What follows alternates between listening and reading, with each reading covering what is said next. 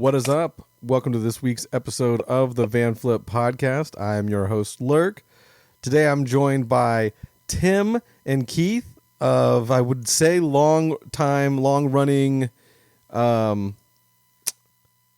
band, but, you know, you guys did have a stint in the beginning, about 2 decades worth of hiatus in there, and then you guys have recently come back in the last couple years.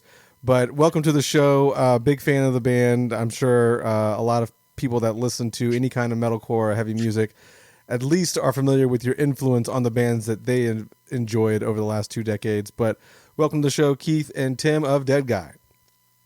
Thank you. Thanks for having us, man. Oh, yeah. By all means, the pleasure is all mine. So mainly we got you guys on the pod, obviously, because you guys are back in full force.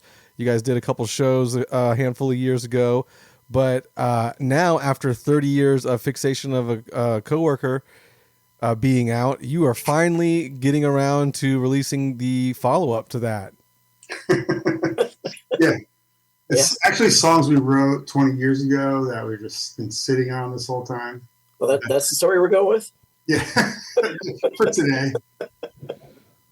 No, yeah, I mean, I think, and the funny thing is, like, the intention, without us announcing it, because you don't want to announce home runs before you've gotten up to bat, but the intention, I think, from day one, at least for me, was new material, right? Like, part one was discovering I really liked these guys, couldn't remember why I hated them or thought I hated them, right?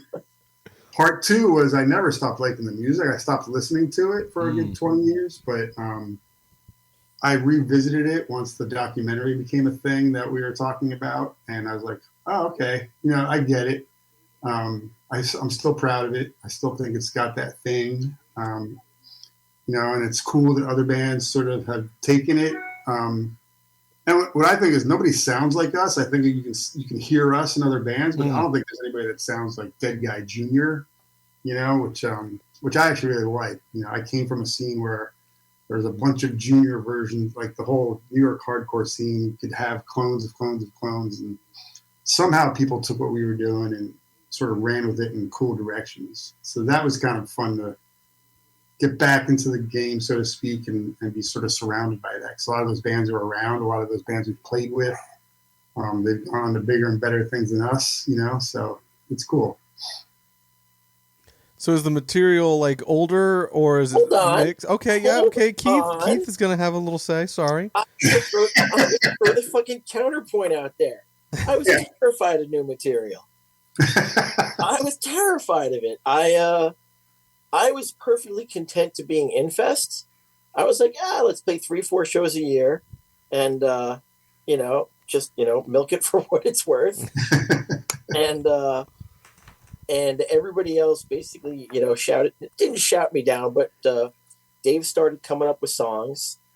And at first I was super iffy about it, but, you know, kind of was like, well, fuck it, I'm along for the ride. Like, you know, I'm again, just like Tim, like, you know, forgot, you know, why we're all mad at each other, forgot how much I laugh when I'm with these guys. They're some of the funniest motherfuckers on the planet. Yeah, for sure. And, was just like, all right, well, you know, we'll see how it goes. And as the writing went along, it got better and better. And even though it's a very different dynamic than what it used to be with Dave, like, you know, fleshing out the majority of the stuff, you know, we made it ours, you know, I mean, you could still tell I like to think you could still tell it's me playing. You know, I make it noisy enough. I do my weird little, you know, Voivod rips here and there. And, you know, basically I went along begrudgingly. And then at the end of the day, I feel like, fuck, we made a Deadguy record and I can stand by it. I feel really good about it. You know, we all know that bands who go away and come back, their comebacks are not necessarily all fantastic. Right. I feel I feel like we didn't embarrass ourselves, and that's the thing I was the most scared of. Yeah, it's not without risk, right? Like I think about it almost like movies, right? Like, you know, Matrix is a perfect movie, and they could have left it alone. And by the time they did the third one, it almost ruins. It diminishes the first one, right? Yeah, and that was the risk. We could diminish. Like it was sort of like Fixation was almost like a mic drop because it was like, here's a fucking record we didn't tour on. And for some reason, people give a shit about it decades later. Like that's a pretty cool. And we're surrounded by folklore, right? Like we all want to kill each other. We started a Japanese clothing company, whatever it is, right? Like, there's a lot. To me, I had to mitigate. Like, what's the, we can't do this and have it suck. So I mean, I took it really seriously. Like, and we all did. Right? We all did. We absolutely did. None of us were willing to even be mediocre. So that and I think that I think my thought was like if it passes our sort of taste test, that is probably good enough. But then you still kind of go, oh, I don't know if it was almost like the early days where we were just sort of coming up with who we were, and we're like, I don't know if we suck. We think it's great, but maybe we suck. I don't know. Maybe this is for 5 people. Interesting. Because I've been listening to the new singles, and like, it doesn't seem like 24 years passed in between, or 25 years passed in between the 2 records. So like, if some of you guys walked away from heavy music, like, how did the writing? Yeah, obviously because it was daunting. Like Keith was saying, he wasn't looking forward to it, or he was worried by it, or whatever. But like, I mean, how much trial and error did you guys run into before you kind of selected the final discography of the second album? Because like I said, there doesn't seem like a lot of difference between the 2 records. Well, so I mean, just like the first record, let the cat out of the bag on this one. We recorded everything we wrote. Like we don't have, there's nothing on the cutting room floor. There's nothing that's, I shouldn't say there's nothing on the cutting room floor. Everything that became a full song is on there. And that's the same way Fixation was. Like there's no unreleased Fixation. There's one unreleased Fixation track because apparently it got taped over, which I found out about in the documentary. I don't fucking remember recording Druid, but if Steve says so, I believe him. No, like we massaged the hell out of the songs. Like we really, really took our time with it. And a specific example is Barn Burner was one of the first ones we started to play live. I was very, very lukewarm on that song. And then we started playing it and it got a reaction, and then, tightened it up, fucked around with it just, a little bit here and there. And it's a solid song. I feel good about it. All right. And it fit in the set. It didn't feel like, oh, here's our set. Mostly Fixation. Yeah, it wasn't like record scratch. Everybody turns their heads. Like, and here's our new experimental shit. And I think part of the key to the songwriting is, like you mentioned, like we left heavy music or whatever that means.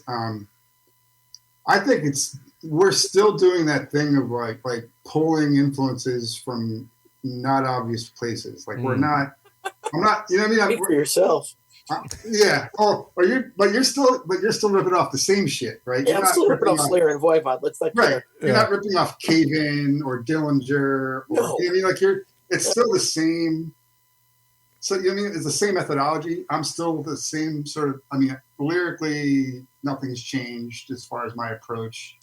Like Keith said, the biggest thing is Dave being Dave's always been a songwriter, but now he plays all the instruments and he has SoundCloud and he's just prolific. Like it's the amount of shit he comes up with.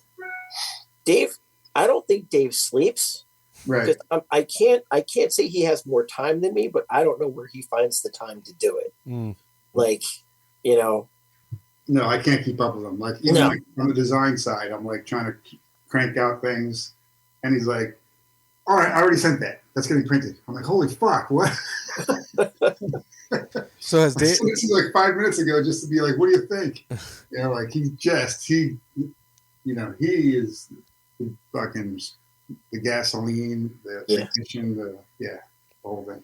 So has Dave kept his ear to the ground, so to speak, in the last couple decades, as far as heavy music and what works and what doesn't work? And so again, I'm going to interrupt. I never left heavy music. I just went back to being a fan. Keith I never am left. fucking all up in there, buddy. I've got listen. Nice. I just went to MDF. I just watched fucking 60 bands in 4 days. Like Nice. I am still a fucking fan. Dave is again. He's a fan. He's still up on everything. He's also got far broader tastes than I do. Dave listens to jazz. He's taken like drum lessons with jazz drummers. He listens to all sorts of shit. He's he brings a lot of weird to the table also. Mm-hmm. For sure. He's definitely, aware of what's going on and whatnot.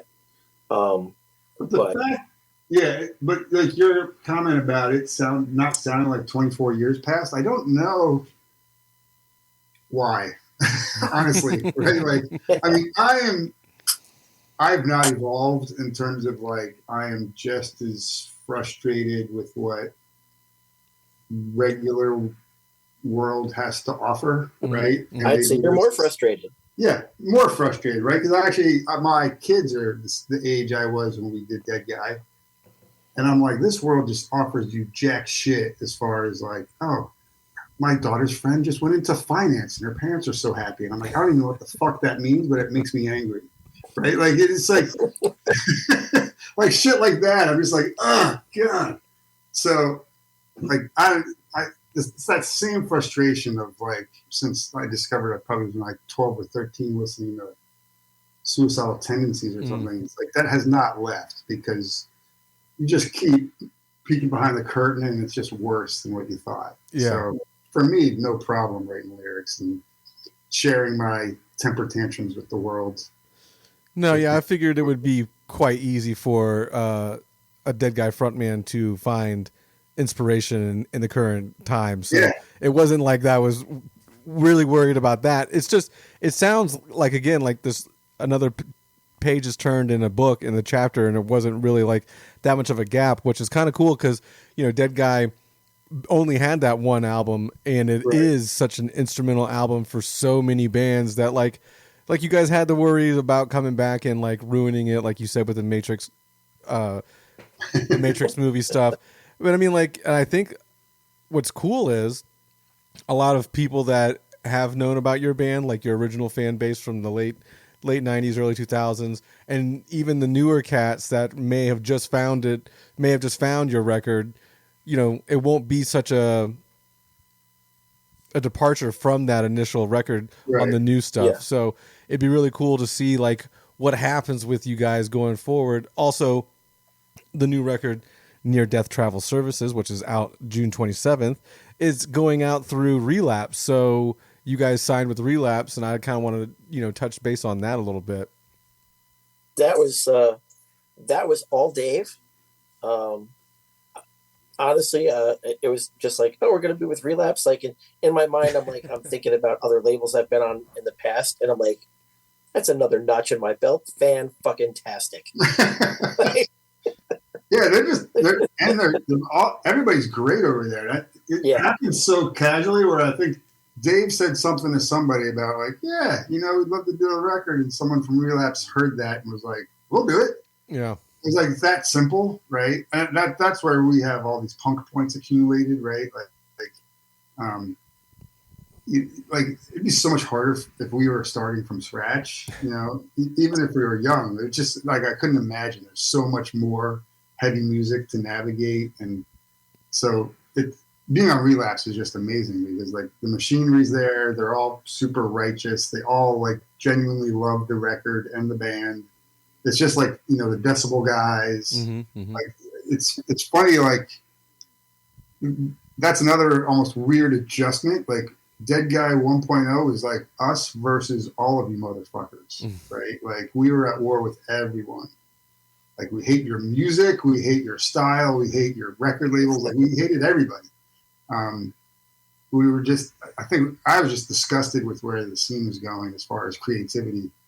And now it's weird. We have people like on our side who are helping, and it's almost like we're like, thanks, but don't like we're not used to like being happy about things or things working out. Like it's someone's bizarre. gonna do something for us. We don't have to do it ourselves. Holy Yeah, that's crazy. Do you worry that like changes the ethos of the band going forward? I'm 55. I don't give a fuck anymore about anything. Like, you know, this is all fucking gravy at this point. You know, if it ends tomorrow, I'm happy. I don't want it to end tomorrow. No. Like, there's still great stuff on the horizon, but this is, you know, this has been gravy. I mean, simply playing that first show back at the Fillmore made it all worth it. True. Like, that was just fucking amazing. And like the fact that we've been able to keep at it and keep going and, you know, getting some love that we didn't necessarily get the first time around. This is great. And it's interesting because as far as ethos, like I've turned to, it's like now I feel like whoever's at the show, like we're all on the same side. We're all like there's this, I feel like we're all on this like lifeboat together and fuck everybody else out there. Like, you know what I mean? Like, and so that's how I tap into it, right? Where it's like, but live, it's like, we're all here for each other, as cheesy as that sounds. And we're here to have a fucking great time. Like, we're angry in a fun way. We're like WWE or something. You know, and my lyrics, I take them super seriously, but I don't take me or us super seriously. The lyrics they'll outlast me. You know, I definitely don't ever want to get misinterpreted, you know, like that kind of thing. I don't want people to think we're tough guys or into suicide or anything stupid like that. Like, so I really think about that kind of shit. But as far as like the shows and stuff, like we're just like, let's just fucking, like this kind of aggression and violence and passion is fun, right? Like, and it's like at this age, I'm not taking up football. I'm not, you know, like taking I up wear fucking knee braces to play a goddamn show. Yeah, so there you have it. So this is our, you know, You gotta get it. You gotta do it. What you have to do. You gotta do what you need to do to get out there. Exactly. Yeah. You were saying earlier that you started kind of like, you know, field testing Barn Burner in the live sets, but here we are. We have 3 singles already out from the new album. Why wasn't Barn Burner one of those songs that you put out as a single? Because obviously you tested it live and it made the cut. So yeah, I mean, personally, like I love the song Barn Burner. But I truly, genuinely love all 11 songs on the record. I feel like the 3 songs that we're putting, the third song is out. What's it? Yeah. New Best Friend. So I feel like the first song, Kill Fee, very much could have been on the first record. Like, yes. It sounds like that. It's a punch in the face. It's short. Here's the other, let me interject for a second, and then hold your thought. The funny thing about Kill Fee is it's the last song we wrote. So it's like, it's crazy because I feel like we really started to become easy. Like I wrote those lyrics in a day, actually in like 30 minutes. Like, you know what I mean? And then I went into the studio and threw them over the song, and all that muscle memory is there now, right? Like that way of like understanding Deadguy songs and the structure and where I put my shit. So yeah, it's funny because that one sounds like like it could be out of fixation. We definitely started to hit the stride. Like it definitely was, that way. New Best Friend, I think we put out because we love the back half of the song. We love the obvious Slayer rip. Fine, whatever. I don't care. It's my fault. I'll take full credit and blame for it. Because it's slightly different, but also not that different. And then Knife Sharpener, I actually really lobbied hard for because I love that song. It's playing it feels like an Unsane song to me. Like it's a bit faster, but it is that one. It's a steady, like the beat never changes. It's just that constant pound. It's just driving. Like I fucking love playing that song because I feel like it's just like a fucking steamroller. Yeah.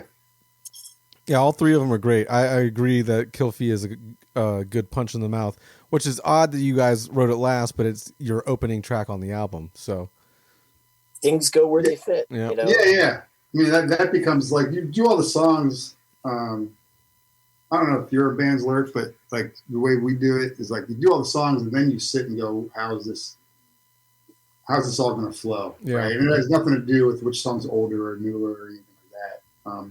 And partly too is like we talked to, once Relapse got it, they were like super stoked on it and they sort of had their faves. And, so we sort of involved them in the process too. Like, what are the songs? Like, what makes sense to be the songs that come out and sort of, are the first things people hear, especially that first one. Like, what's the first thing people are going to hear from Deadguy? And out of the blue, right? Like we've known about this record for a year and a half at least. Honestly, been sitting on it, The most impressive thing is that none of us open our fat fucking mouths. Right? Yeah.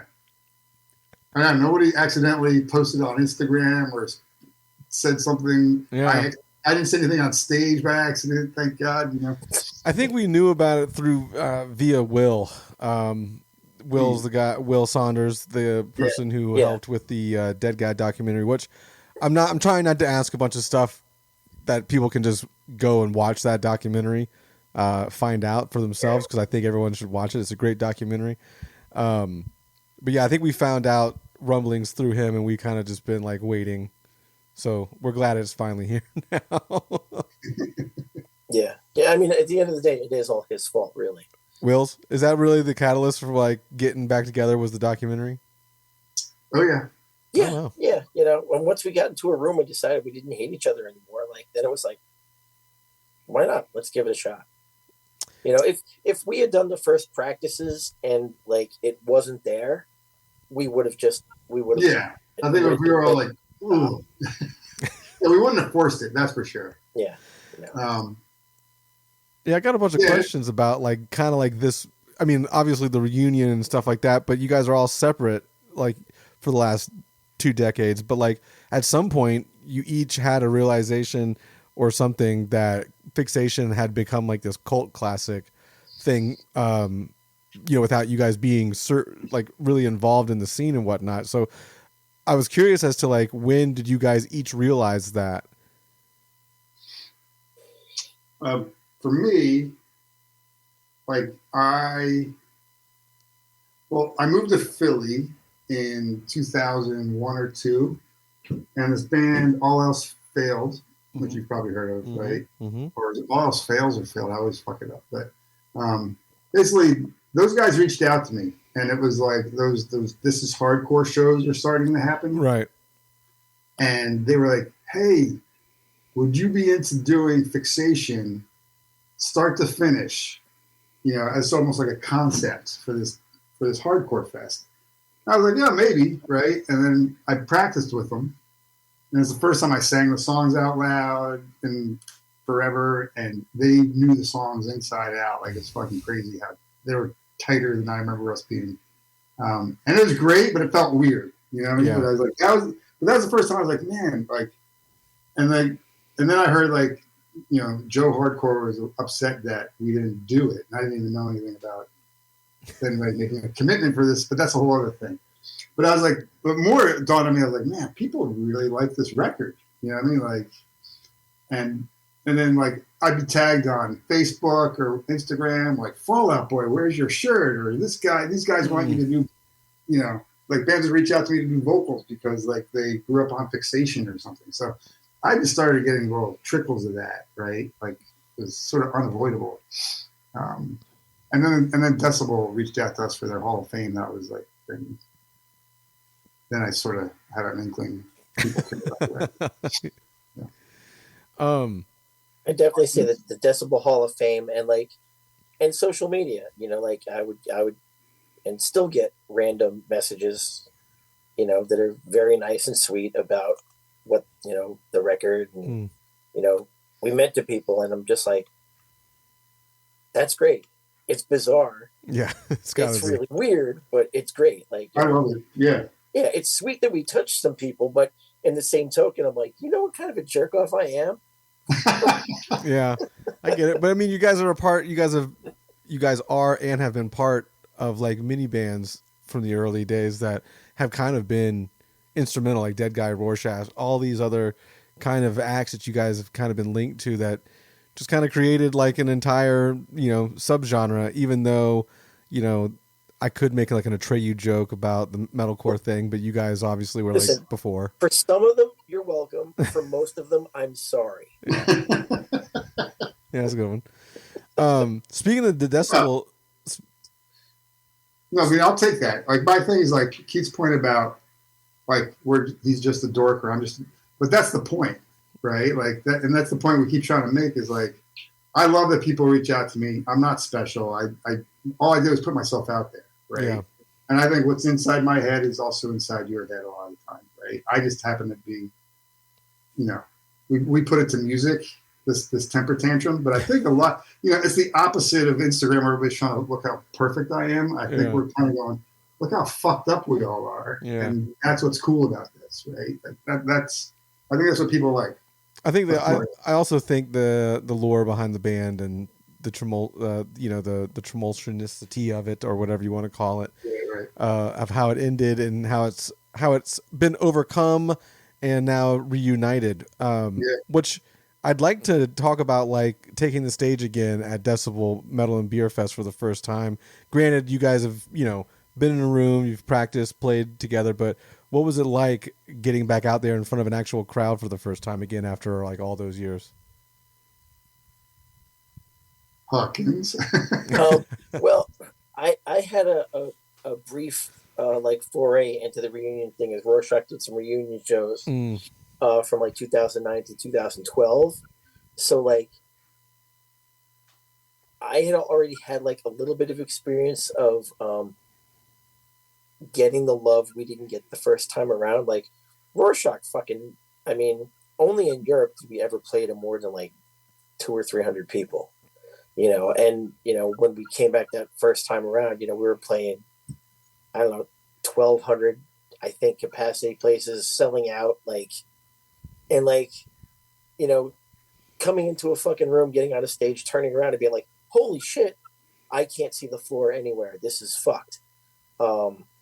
So I had that in my pocket, so it wasn't as freaky. I will say that the Fillmore is the largest place we ever played, and that sold out, and playing the shows, and the one thing I learned in the Rorschach reunions is like I soak it in. I really, really pay attention to everything that's going on, because I just feel like every time could be the last, not to sound too hokey, but like when we started playing at the Fillmore and I'm looking at kids fucking screaming right back at Tim and all the words, and and they're like 18, and all I could think is like, oh, you poor fuck, what happened to you? Like, Jesus. Like, I am so sorry that your fucking parents suck. Yeah. But I mean, that was incredible. Yeah, but that it was a little nerve wracking because you got to see how it goes down. But in the same token, after practicing, I had 1,000% confidence in everybody. I was like, I knew we were going to nail it. I didn't know how great it was going to feel. Right. Yeah, I mean, a big adjustment for me is I'm not used to people knowing the words. Like that was yeah. We were never a sing-along band. I'm not a share the mic. It was only me singing next to you. Yeah, Hawkins knows the words. I could see him screaming or I hear him. Because we never toured on the record. That was that Fillmore show in 2021, I think, was the first time this lineup played against that record, right? Like which is kind of crazy. So, it's not the best marketing plan to be like, we're gonna let our record simmer for a couple of decades there, and then we'll get out there and really attack it. But the funny thing was, like, I felt like every other band there was like professional, and we are 5 guys who don't even live near each other with day jobs. Yeah. Who get to kind of go up there and like we took it super seriously, but it's almost like Rocky 1. Like we don't belong in the ring. Yeah, no, but we're training our asses off, right? So So we get up there, we just fucking go for it. And I think that's part of where our energy comes from. It's like we're not professional. So what we bring is fucking everything. We just go for it. Collectively as a band, it was a success though. As afterwards, everyone felt like it was like as great as it could have gone. Yeah. Okay. Yeah. Even Dave, who's always always a little insecure about whether or not we were good. He's like, I actually felt good about that. Like, cause we practiced a ton. Like I thought we were more than we would have for normal shows, right? Like we were just ready. So I kind of want to dive into the 2 decades in between the cycles here, between the 2 album cycles. We'll call it that. So like band dissolves or whatever. What does life look like immediately following that for Keith and Tim? Deadguy dissolving? Yeah. The band dissolves, years gone on. Like how does life now look for each of you or whatever? I mean, we jumped right into Kiss It Goodbye. Yeah. It's almost a vengeance thing. I'm not, I think tour didn't go well. Again, you can watch the documentary to your point, but we came back. Keith and I were sort of in the camp. The other guys, Pops is Switzerland, and Crispy and Dave were sort of in the camp. I think also because they lived with each other and whatever, right? And Keith and I go way back, and Crispy and Dave go way back. But it sort of just worked that way. So once I sort of said I'm moving to Seattle / quit, but maybe I don't quit, but I knew it was going to Keith was like, it's over. They're not going to go for anything. So I think he had already speed dialed Andrew Gormley and Tom Rusnak, or at least had them in his Rolodex. And I called his pager. So we were like, we were practicing maybe, I don't know, within a month of getting back from, it was pretty quick. As soon as Tom could get back from Germany. And we were practicing in North Jersey and Williamsburg and, just focused on writing. We were in the zone from being in Deadguy, just practice, write songs. That didn't go away. So we just shifted gears a little bit.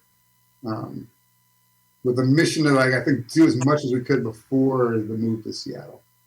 So we recorded a 5-song demo. We played Coney Island High and other stuff like that. Made T-shirts, the whole thing. All that machinery is already, part of my nature.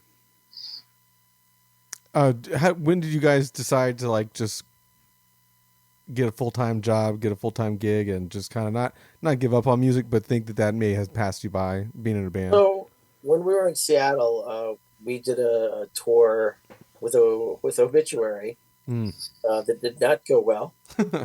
And I realized I'm in my late 20s and I'm sleeping on fucking floors and I've had enough. So we got back and I just, was like, I'm done. I'm just fucking done.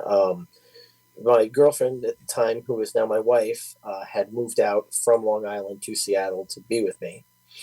And basically, with no band there and no actual family in Seattle, we were like, well, fuck it, we're just going to move back to the East Coast.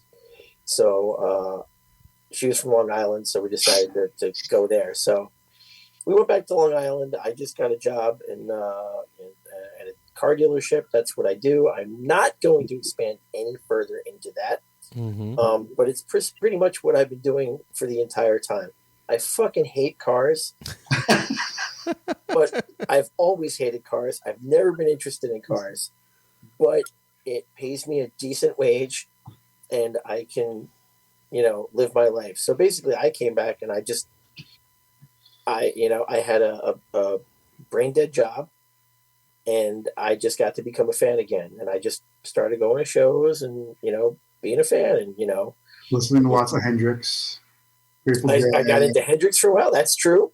And Fish. It's true though, but it's absolutely true. I put my guitar down for a long time. I would play it every couple of years for a little bit and be like, oh, this is fun. I should do this again. And then I'd forget it for another 3 years.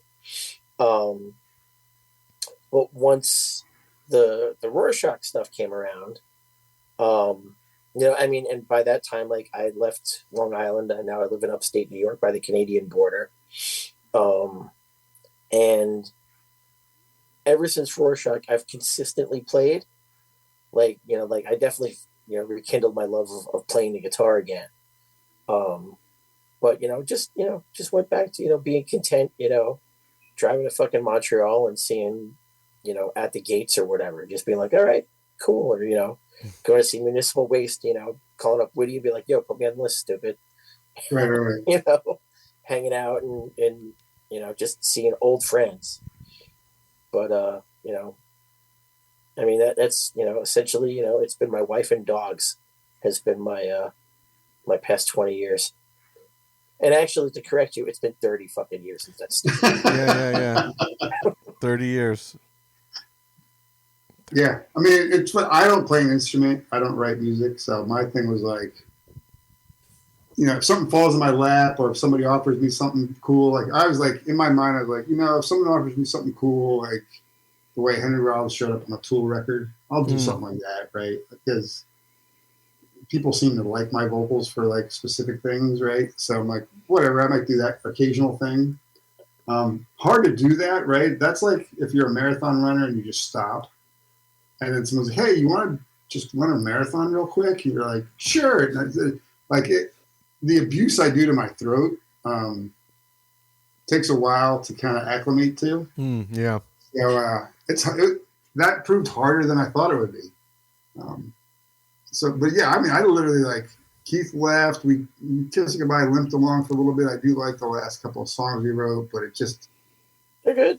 We ran out of steam. You know what I mean? It just I was just, I don't know. I think I was losing my mojo for it once Hawking left. And my wife and I have been together since before any bands, right? Like since 87. So it's like, and I always wanted kids. And the funny thing is she had written off the idea, but I was like, in my mind, I'm always like, I never really thought we'd make money off of. Heavy music's way bigger now than I ever thought it would be. Yeah. Right. And also back then, man, when we were kids, it's like the idea of someone being 30, those are the dinosaur bands. Like if DOA was or Husker Du or those bands are still playing, I'm like, oh, those dinosaurs, right? Yeah. So yeah, I just didn't picture, I never swore it off, but it's like if you had asked me when I was like 35, 40, if I'd ever be doing this again, let alone with Deadguy, I'd probably be like, probably not. Like, I don't see what the pathway would have been to that. Like, so, but now it's like, to Huckins' point about like soaking it in, I just say yes to everything and just figure it out later. Yeah, interesting. Were there any kind of like, I know it's like fixation on a coworker is the album, and coworker music means something completely different than that album, but did you ever like interact with coworkers over that 20 year span that they were like, oh, you're in, yeah, I know, but we're like after the band had kind of, we'll call it 3 decades worth. Personally, I try to hide it as much as I can always because, well, you like heavy music and you've met other people and trying to explain that shit to them is fucking not worth it. Yeah, right. I guess. Never worth it. Yeah, it's true. Especially at our age now and your age now, it's like, wait, you do what? And I would assume it'd be kind of wild for a coworker of your like day-to-day coworker now coming to see like you guys play at Decibel Fest or something like that. I will be 1,000% honest with you. I am terrified for the day a coworker figures it out because now that we're getting publicity and shit, some idiot is gonna figure it out. The covers of magazines, and it's gonna go through like wildfire at the place that I work, and I'm gonna be inundated with dumb. I fucking can't stand dumb. Like, it's fucking not worth it. It's fucking my boss. A few weeks ago had me in his office and he's a guy who fidgets and he fucking hits his phone and he had texted me to come into his office and like he hits his phone and his phone pops up, and it's a picture of me from when we played Damnation Festival in Britain. Because apparently I made that one of my avatars in some fucking thing. And I think it was an Apple thing. And he's like, "That's you, right?" Like, yeah. He's like, "All right." And he like closed it and like didn't say another word about it. I immediately went home, changed it to a picture of my fucking dog.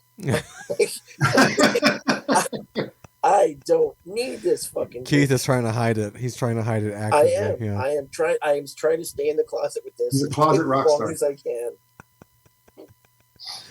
Yeah, it's weird. Like no one's come into work been like, "Oh shit, Keith or Tim from fucking Deadguy," and then your coworkers have been having to deal with it, sit in that and revel in it. I'll give you. Hold on. Let me give him one more quick story. At my last job, it came out, and someone who works for me found the podcast that I did, the rock and roll beer guy. Vox and Hops. No, not Fox and Hops. Guy's name is Eddie Torres. He's out of California.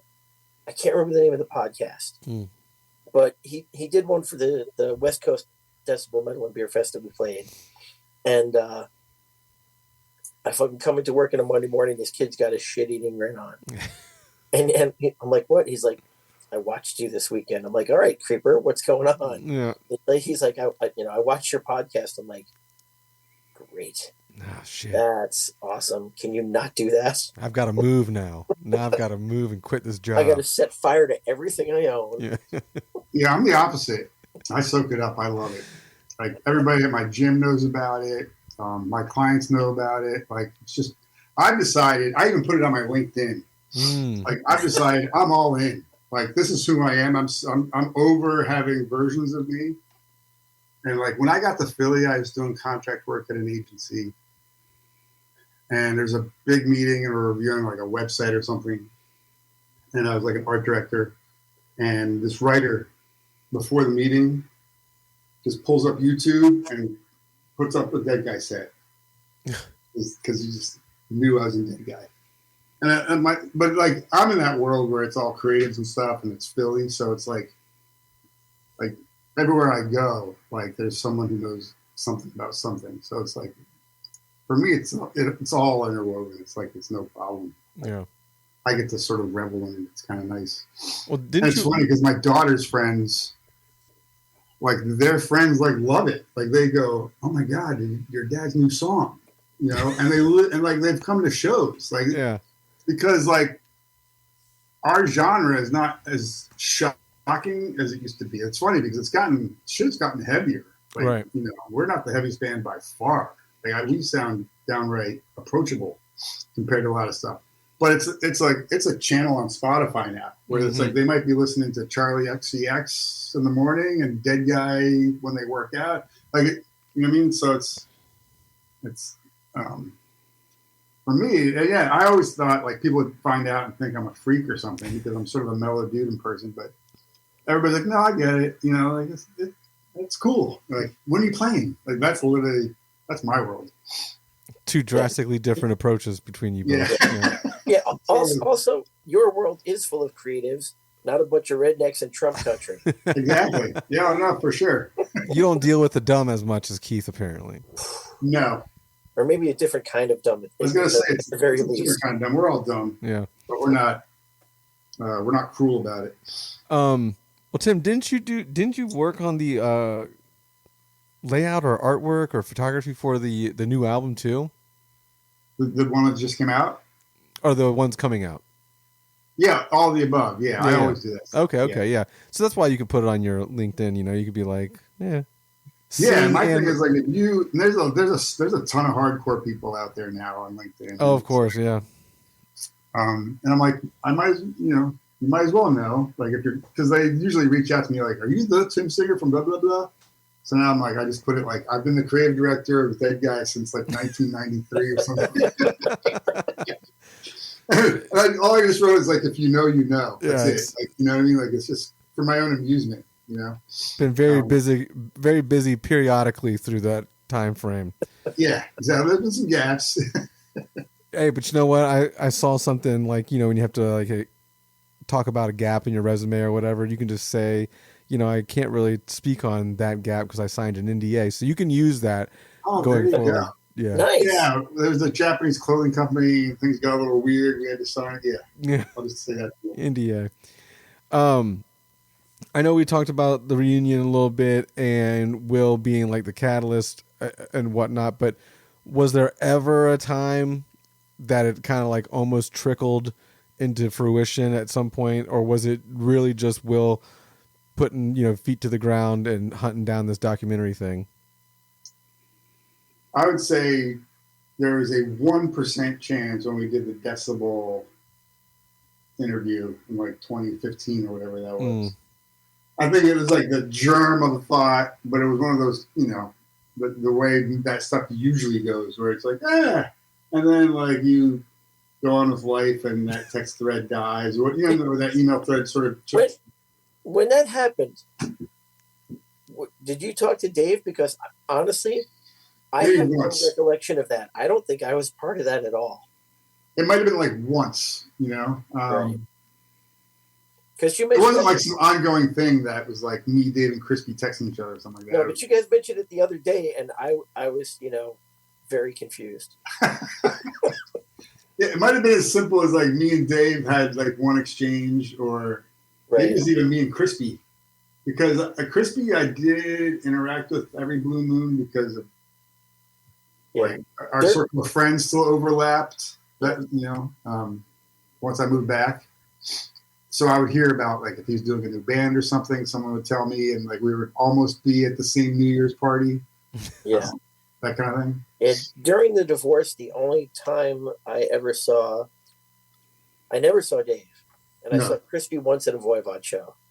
He went with the Hornecker, and I saw them for like, a couple of minutes. Wow. I was like, oh, that was nice. Voivod's on. I got to go.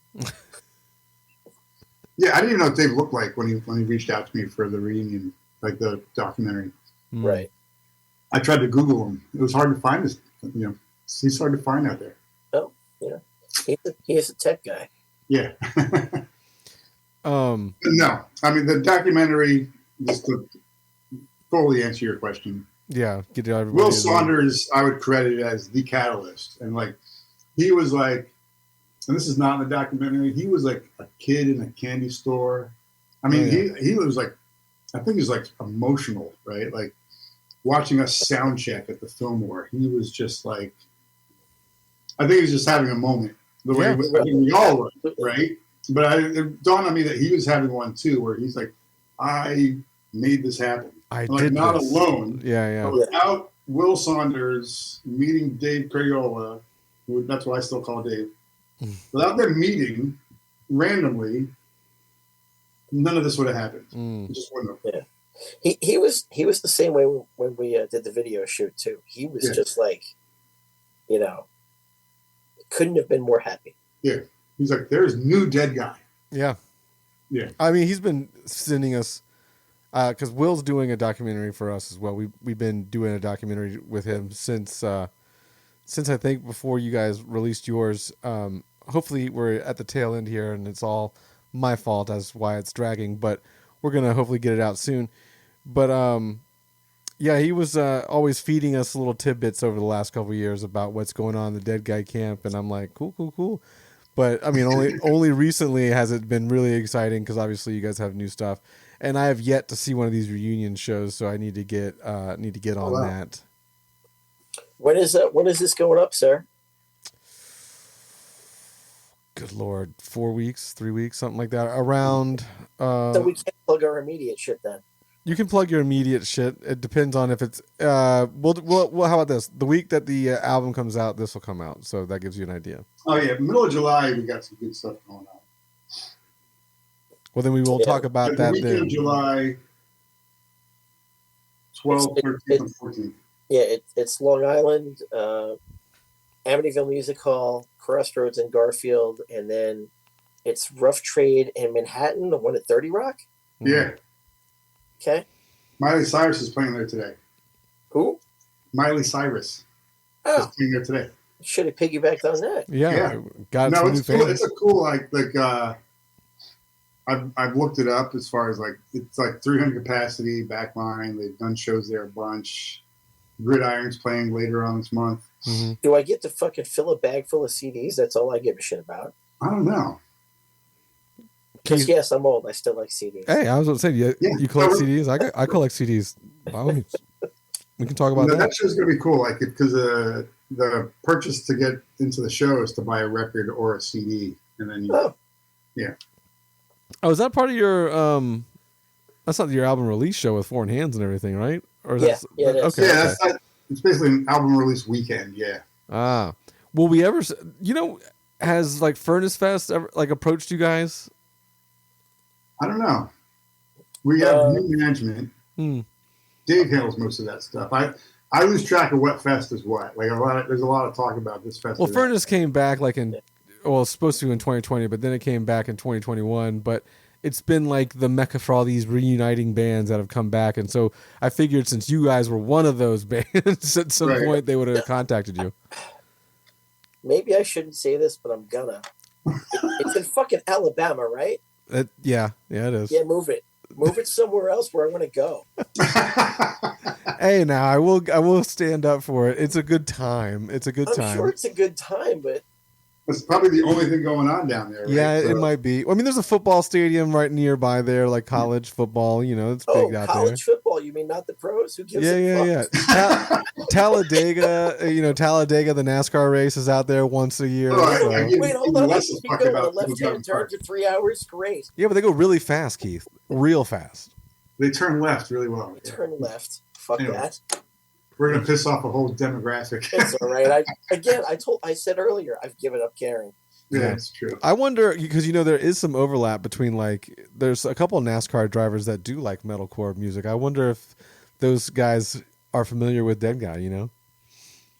I mean, I would be very amused to see a Deadguy NASCAR. I mean, that would be fun. I'd be into designing that. That's for sure. August Burns Red had one, I think, this year or last year. They had some kind of situation with Bubba Wallace. I mean, I would like to see our new devil head on the hood of a car. I'll admit that. Yeah, that's fine. Sort of like a Firebird, right? Like the old Firebird, where you just took over the hood. Yeah. Just do the. So this is the kind of shit we care about. Yeah, no, I get it. Cool graphics on cars. Not the cars themselves. Keith doesn't like cars themselves, but cool graphics on cars. Yeah. Yeah, and, we did rip off the Hot Wheels logo. So yeah. That's all Photoshop. I'm sorry, not Photoshop, but graphic design is. It's basically like ripping off a good logo. Yeah. Or good brand. Will there ever be a tour of some sort that will see Deadguy going into different areas other than the Northeast? We're going to play places. My job prohibits me from doing an actual tour. Like, I can't, I can't take multiple weeks off of work. That being said, we do have a guy on the bench who can step in if need be. So I don't know if that's going to be a thing in the future because, I'm fairly limited as to what I can actually do. And since I don't think we're going to sell 2 million copies and take off, and I'm going to end up on Entertainment Tonight, if that's even still a thing, that's not a goal. I don't see me being able to quit my day job to do this. No, and tour is a funny word. Like I could imagine a tour being more than 10 days, probably, right? Like you sandwich 2 weekends around something. Yeah. But the idea of getting in a van and going city to city, that's not. You don't want to rough it anymore? No. I'll speak for Tim here. Fuck that. Yeah. I was over that and kissing goodbye. I was staying in hotels and letting everybody else go party. Yeah. But, there's fests all over the place and there's airplanes. And Dave travels well, so we follow his... We're definitely going to do a lot of fly-ins, bounce arounds. Cool. Things like that are already we're playing Virginia in August, the 23rd with Page 99. Yeah, I found out about that on Instagram today. Cool. I see communication is still 100% within the band here. Yeah. It moves fast. I knew the show was in the offing. I didn't know any details. I was like, oh, there's the details. Fantastic. You now need to secure time off. That's how you we knew. have That's how you something know. really cool coming up in December that we're not allowed to talk about yet. Oh. I'm glad you said that because I didn't know we were not allowed to talk about it. They haven't announced anything else. Oh, true. Yeah, and I talked to the man at MDF, and he didn't tell me exactly when they were going to announce, so I don't want to step on his toes. And then there's a couple things in the hopper for November that are not. I'm not sure what I can and can't say yet. Mm-hmm. I mean, so yeah, we're going to be doing things. Nice. Definitely. Yeah. So, like, I mean, but honestly, you should just people should come see us, and because we're not getting everywhere. That's that's the problem. I was like, because I was going to go to the Dillinger show with you guys, and I had a ticket and everything, and then I was like, I just can't make it up there, and I was like, at some point, I want to see this band, but I don't want to have to travel to like New England or New York or anything like that to see it. That's how we feel. I know. I feel you. But if like you get paid enough to come down here into my area of the world, that'd be great too. I'm not going to get paid enough to go up there, unfortunately. True. Fair. Where are you at? I'm in Florida, Jacksonville. No. Yeah, you sure? It's pretty nice. It is really Jacksonville. It's the Panhandle. Fuck that place. No, it's not the Panhandle. We're on the other side. Are you? Jacksonville? See what my Florida knowledge is? Yeah, you're thinking like Tallahassee, Panama City, Alabama. You're thinking Alabama. I mean, yeah. Yeah. I mean, it's funny. The funny thing is, like, it's also new for us to put out a record and then properly think about, hey, let's go support it. True. Like, yeah. We didn't get to do that the first time, so it's like, it's to be part of an actual record release. This is a first experience of like, we talked to the label, we had got some management people, and like, in the States and in Europe, and we're trying to just be smart about it and actually plan and not just just do random shit. So yeah, that we're in the process of that, like sort of learning that and planning that. So the lineup for the album release show, this will be my final little question with you guys, but how did the lineup come together for the album release show? Is that something that you guys selected, or like, how most of them are like newer bands, so I was just curious as to how that all came together. So I feel a little bad about this because I don't remember the entire lineup. The opening band, Sarcosuchus, is my nephew's band. So they're pretty death metal-y. I don't know what they term themselves, but they're pretty nasty. So that's how they got on there. And then again, I'm lying. I know Foreign Hands is playing. I'm not sure how they ended up on the bill because I don't know. Who the fuck else is playing? Yeah, it was just batted around quite a bit. Walking Wounded and Medicinal. That's where it's like we're talking to Relapse, we're talking to the club, we're talking to who knows who, that kind of stuff. And gotcha. We do like it to be just interesting bills, right? Not I'm kind of excited that we're playing a Still Suit. That's kind of a trip. Fucking Manny sent me a message just threatening me with that he's gonna hug me so hard. I haven't seen him in eons, man. Yeah. Did they play with us with that? Were they on the Obituary tour with Kiss It Goodbye? Wasn't it them? Did they have like the nicer van? Were they on the label? Yeah. They were on a real label. They had money. Yeah. But yeah. To me, like, I have no skin in who plays with us. Like, I just like. Gotcha. All right. Me, like a mixed bill. I like to play with different types of bands. I like seeing the younger bands. For me, it's the best way.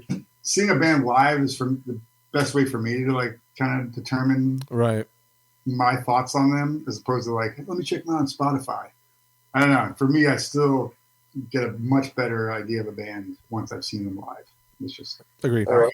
I'm embarrassed because I have a sieve memory now that I've pulled it up. Medicinal is our good friend Mike D's band. Right. Yeah, I completely forgot about that. Walking Wounded is someone that Relapse asked us for, and I love them. I think they're great, so I was all in on that. And Foreign Hands, I'm honestly not familiar with, so I don't know. Gotcha. How, but they're like a newer band. They're like a little, not a little newer band, but they did a lot of stuff with like Misery Signals on their final run there recently too. So they're a younger melodic hardcore band that's getting a lot of love from older Awesome. groups. Yeah, I love that. And my thing is like I love it because I genuinely like to check out these bands. Right? Yeah, because it's like I almost purposefully won't listen to them before the show if I haven't heard of them already. I just want to go see what they're all about. So I get a sense of if I think a band's the real deal or not. So it's cool, because I'm, outside of playing shows, I don't go to a whole bunch of shows unless it's made really easy for me.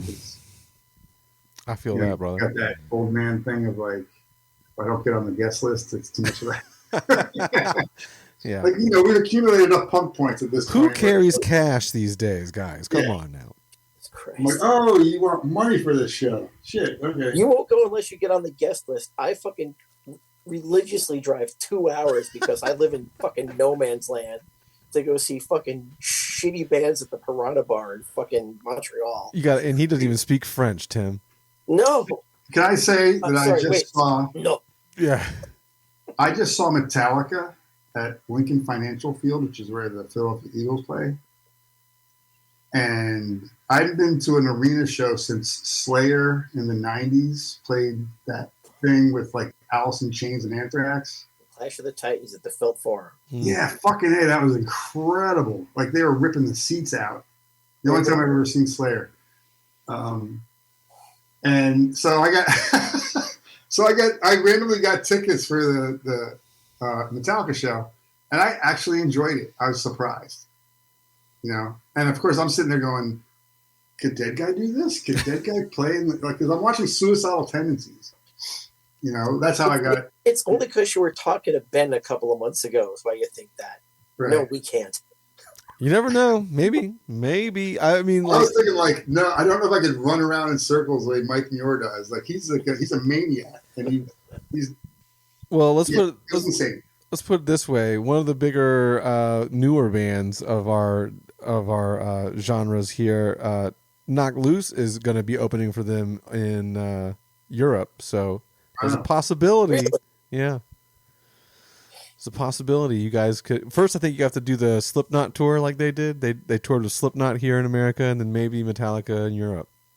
And Metallica's going to take us when we show them our fucking AARP cards. Well, you guys can compare them with each other. Exactly. Yeah. Tim, Keith, I want to thank you for your time on this lovely evening recording of the Vanflip, which I normally haven't done in quite some time. So I appreciate that you guys are here with me. New album, June 27th. Near Death Travel Services is what the title is. Relapse Records.